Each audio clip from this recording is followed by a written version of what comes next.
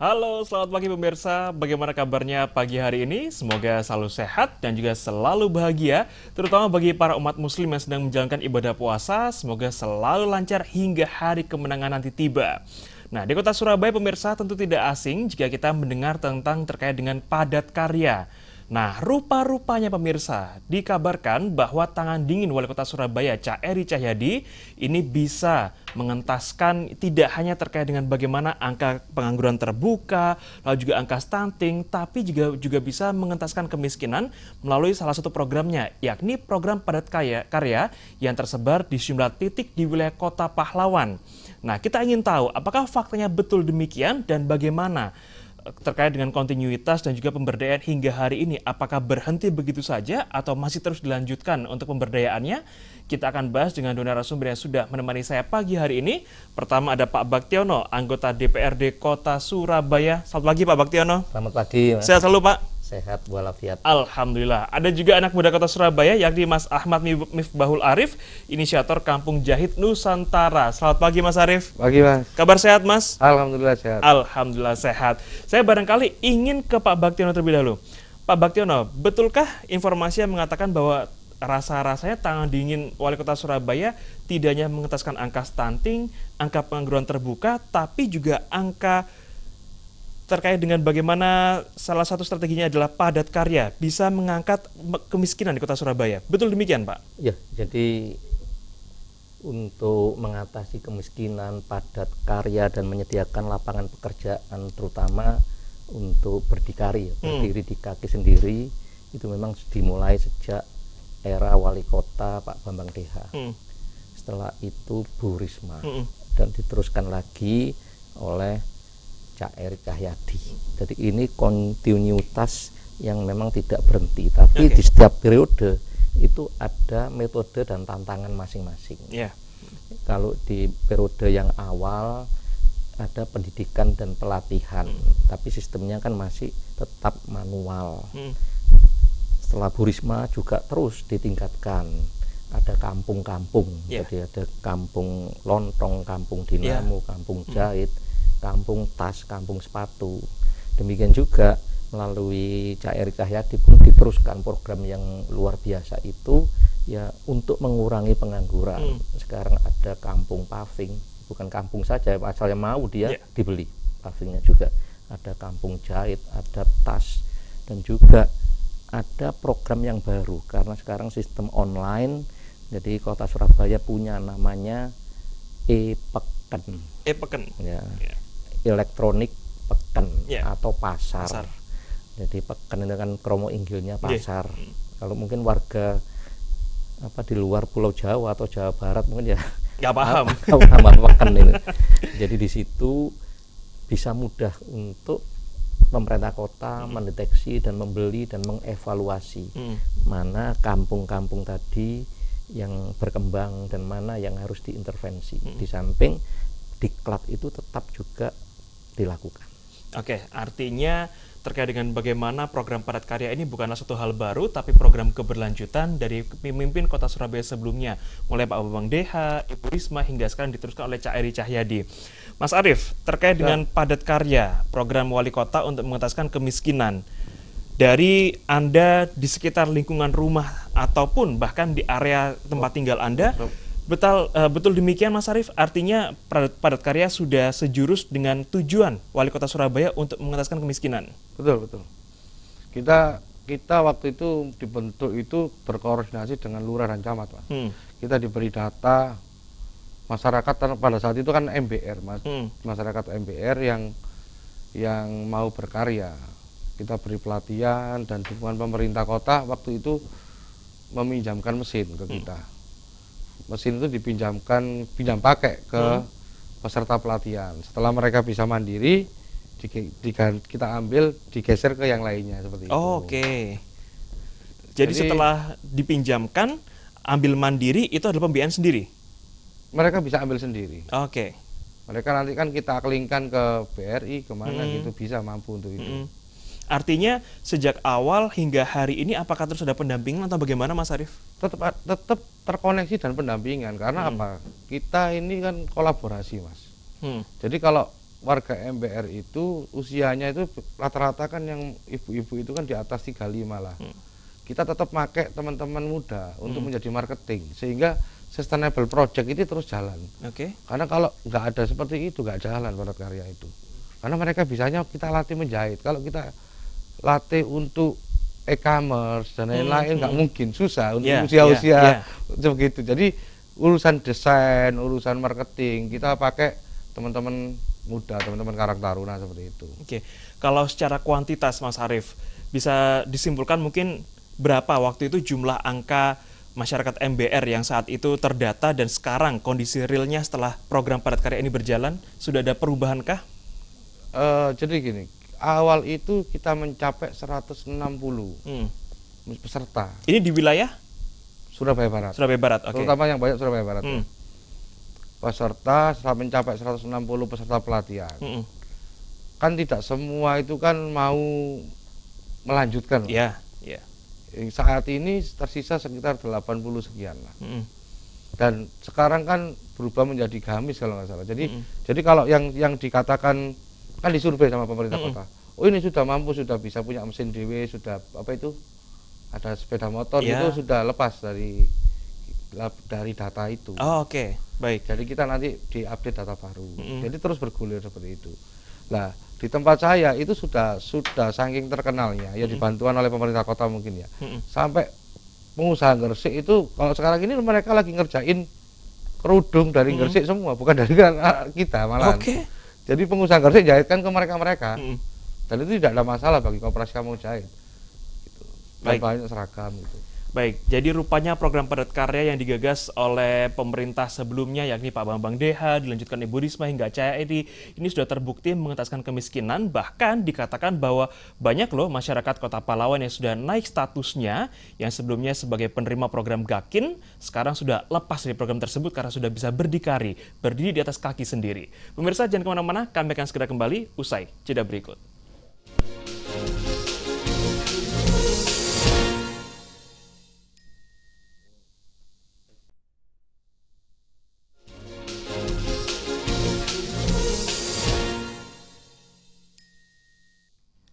Pemirsa, untuk mengentaskan kemiskinan di Kota Pahlawan, pemerintah Kota Surabaya sudah membuat sedikitnya ada 34 lebih rumah sentra untuk terkait dengan padat karya yang tersebar di 14 kecamatan di Kota Surabaya. Nah, satu di antaranya di Surabaya Barat yang dikenal dengan Kampung Jahit Nusantara. Nah, program ini dikenal juga bagaimana upaya pemerintah untuk bisa terus memberdayakan masyarakatnya, terutama pasca pandemi COVID-19.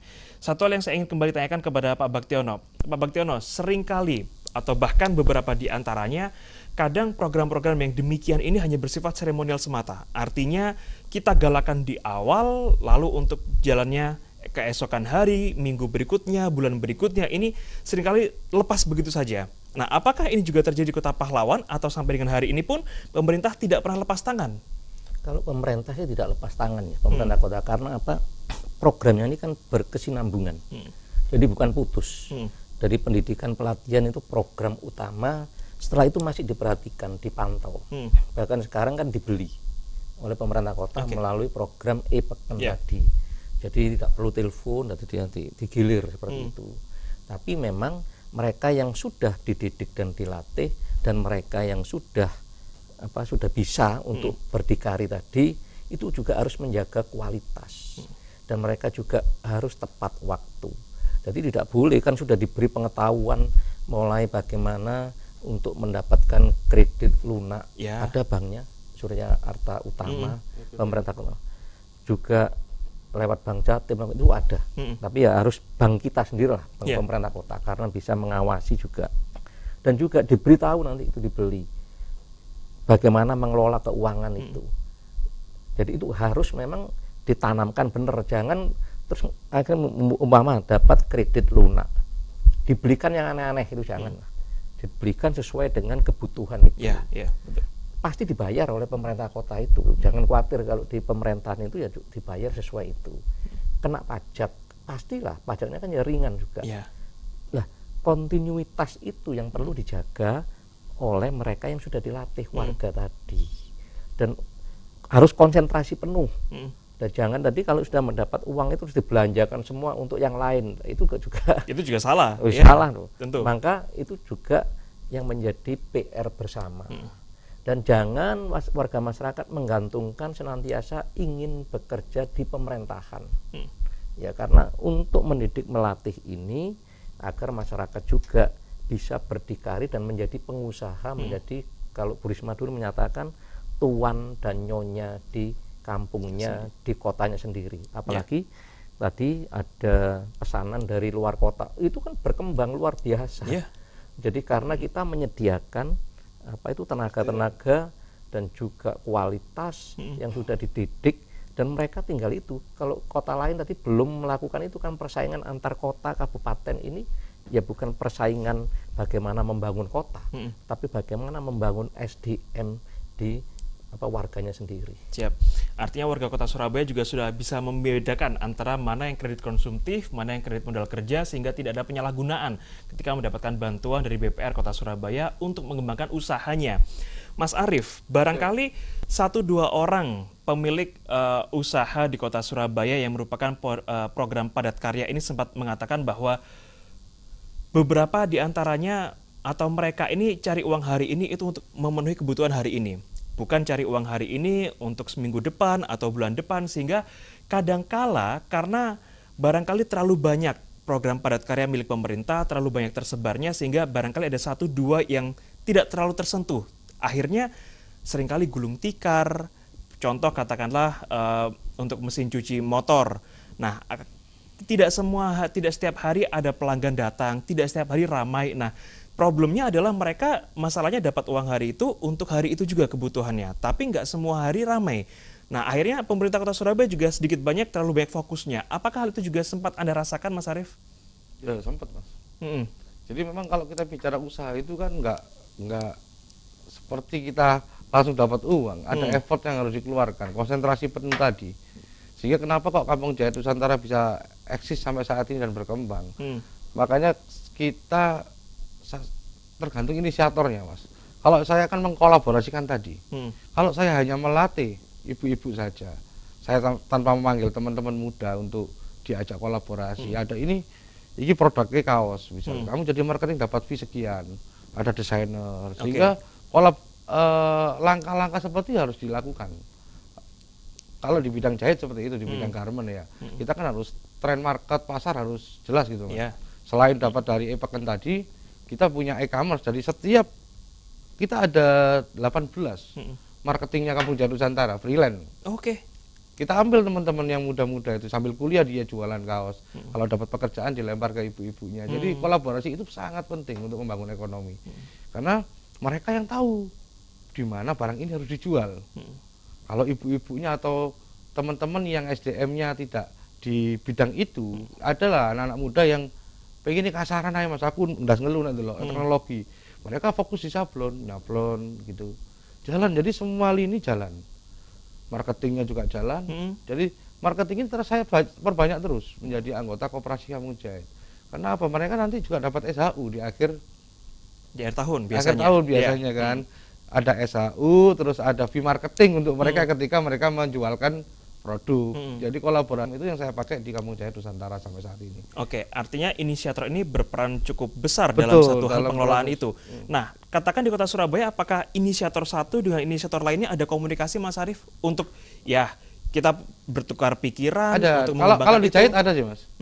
Di Jahit ada beberapa teman yang ada di Tambak-Sari, ada kayak Tambak-Sari, terus di mana itu area Demak itu ada.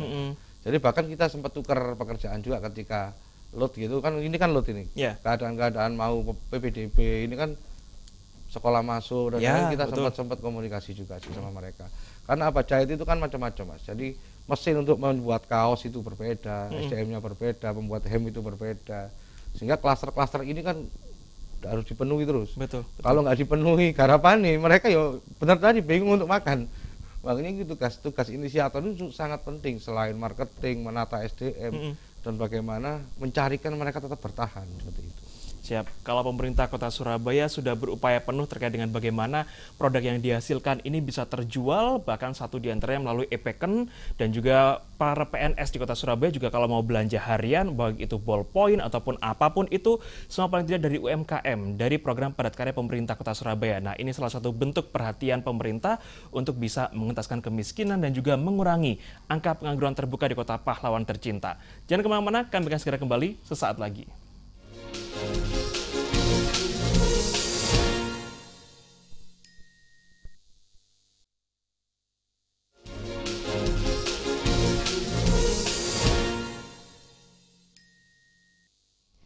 Ya, pemirsa, postur APBD Kota Pahlawan untuk tahun 2024 sudah mencapai 10,8 triliun rupiah dan tentu hal ini diharapkan bisa mengentaskan kemiskinan, dan satu jurus ampuh pemerintah Kota Surabaya adalah melalui program padat karya.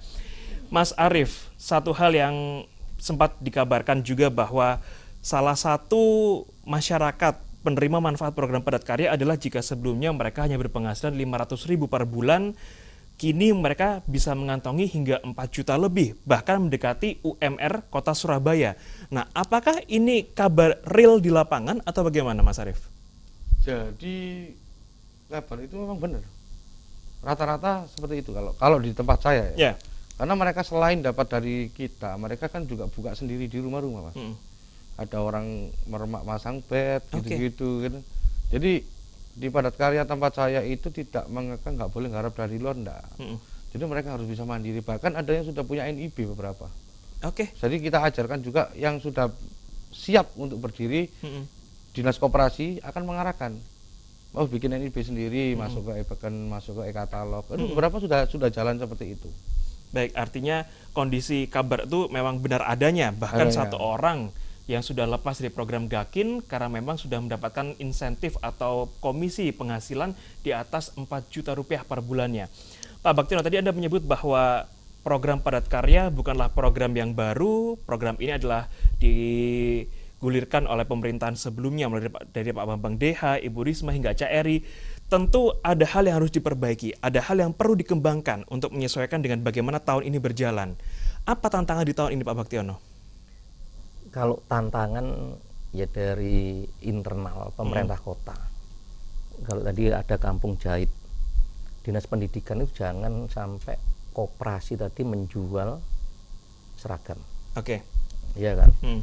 Biar seragam disediakan oleh pemerintah kota. Dengan disediakan ini dijahitkan di kampung jahit. Nggak nututi loh kampung jahit. Itu harus berkolaborasi dengan penjahit-penjahit yang ada, yang sebelumnya yang bukan dididik, nggak nututi. Coba bayangkan itu, kalau SD itu ada 460 sekolah dasar negeri, ini negeri saja loh ya. Nah, jumlah siswanya mulai kelas 1, kelas 1A, kelas 1B, sampai kelas 6 sudah berapa, itu SD saja. Lah, ukurannya seperti apa? Sempat waktu diskusi, ya SML, kalau ada yang lebih besar, yaitu ekstra L atau ekstra S, cuma itu saja, belum sepatu kalau mau. Jadi di internal kita dibeli, jadi barang itu kita beli dan disediakan APBD juga, ya kan, dengan harga yang bagus untuk menghidupi yang dididik dan dilatih tadi. Ini khusus jahitan, belum yang lain.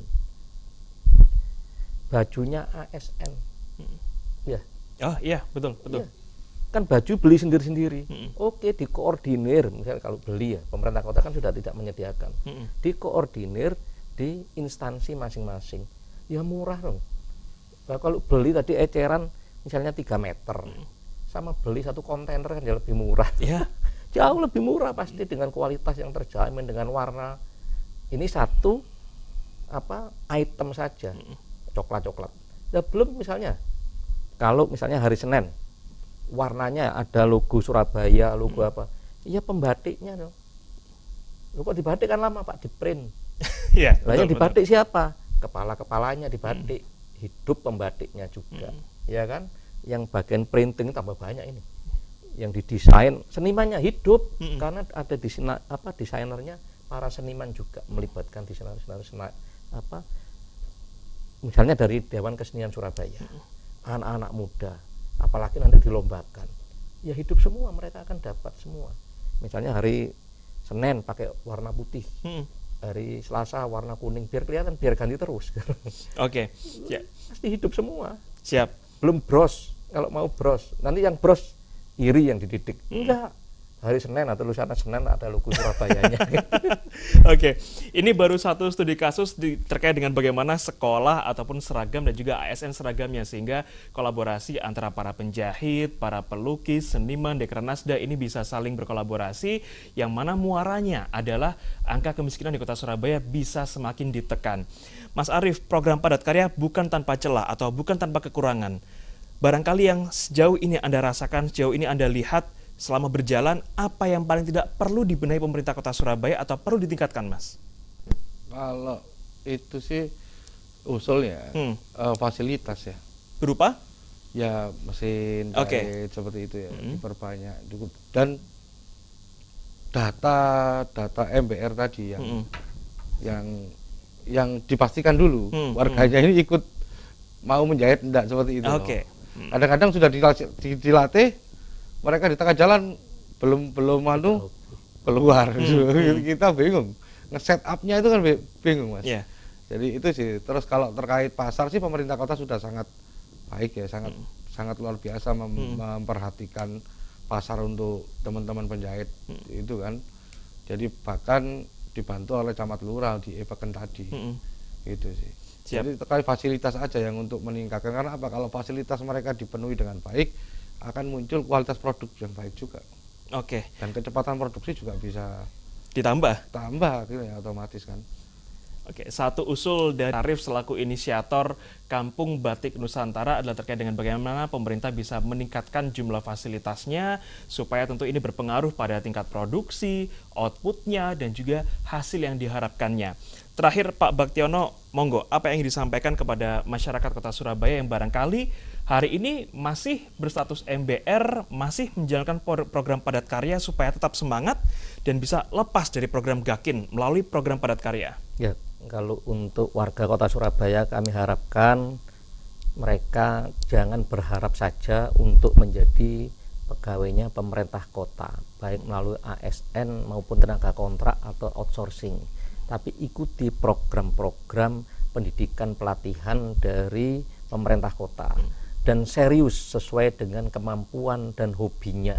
Jangan sampai nanti kalau tidak senang pindah ke yang lain. Dan untuk pemerintah kota kami harapkan, kami dukung nanti untuk membuat program membeli produk dari mereka yang sudah dididik dan dilatih. Dengan membeli dari produk itu berarti menambah kepercayaan bahwa masyarakat tadi diperhatikan juga dan akan mendapatkan income dari pemerintah kota. Selain itu juga difasilitasi kalau mereka memang benar-benar sudah ahli dan sudah bagus ke daerah lain. Seperti tadi dengan sendirinya dari Kabupaten Gresik sudah menjahitkan kerudung dan lain sebagainya.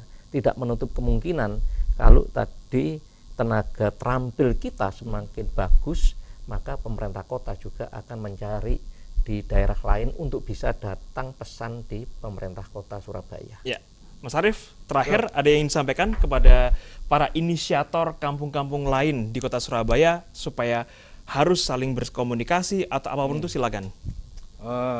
Untuk teman-teman inisiator padat karya ya di bidang apapun, memang situasi usaha itu naik turun. Betul. Kita tetap semangat, kolaborasi, paling utama adalah kolaborasi.